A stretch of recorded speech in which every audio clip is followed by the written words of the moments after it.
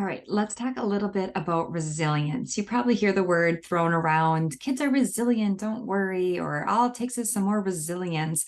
So, what does resilience mean to you? What comes to mind when you think of resilience? Sometimes I think of the word grit or being able to overcome challenges, have um, some persistence when the going gets tough, right? So, this definition is by the American Psychological Association. Resilience is the process and outcome of successfully adapting to difficult or challenging life experiences, especially through mental, emotional, and behavioral flexibility and adjustments to external and internal demands. Whoa, there's so much in that.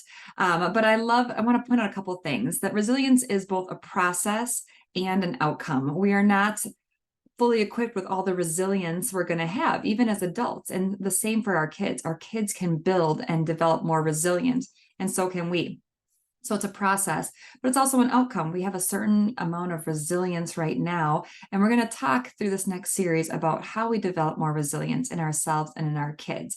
So adapting to difficult, challenging life experiences. So it's not a lack of challenging life experiences. It's not protecting our kids or ourselves from challenges, but it's being able to have challenges that come into our lives and being able to adapt. We're going to talk about some protective factors in there as well.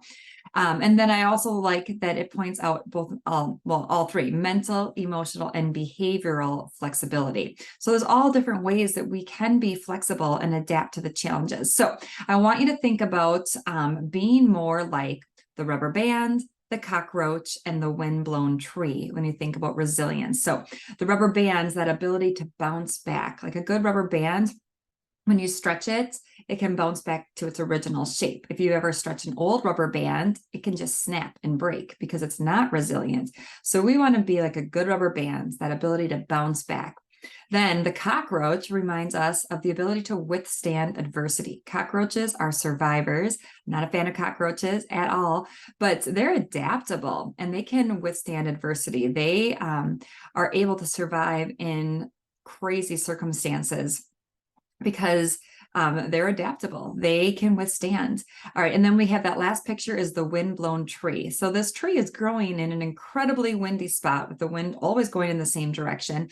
So the tree is not without challenges. It's got challenges in there, but it's continuing to grow. It's adapted to its circumstances.